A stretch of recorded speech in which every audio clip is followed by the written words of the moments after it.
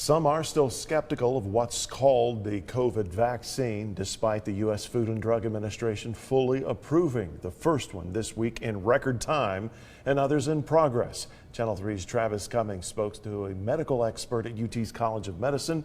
He explains the lengths researchers go through to get the drugs approved. It took months of trials, inspections, and data for Pfizer to get full approval from the FDA, and that data indicated that side effects from the vaccine are extremely rare. One physician and medical educator I spoke to says he hopes it's what some need to step up and get their first dose. With Pfizer's COVID-19 vaccine fully approved by the Federal Drug Administration and others on their way, some are still hesitant about rolling up their sleeves. According to the Tennessee Department of Health, only 41% of Tennessee residents have been fully vaccinated. This isn't a political vaccine.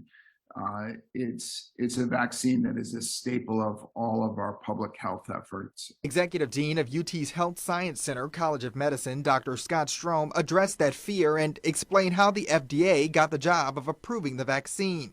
That job included 3 extensive trials done in 9 months. You have so many patients around the world who've taken this vaccine that it allows the FDA to evaluate massive amounts of safety data, probably faster than has ever been done before.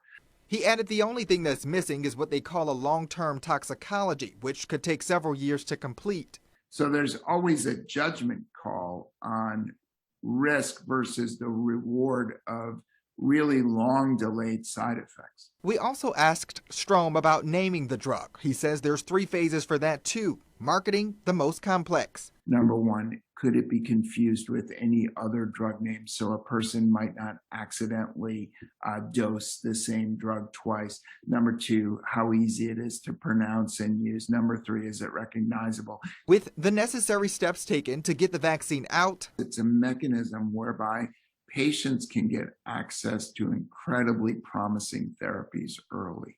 For the sake of the country's health, his colleagues and students are urging everyone who can right now to get protected.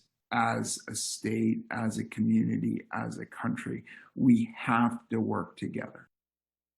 Moderna just completed submission to get fully approved. Johnson & Johnson said it'll begin its process later this year. Pfizer is now seeking the thumbs up for a booster dose expected to roll out sometime in September. In the studio, Travis Cummings, Channel 3 Eyewitness News.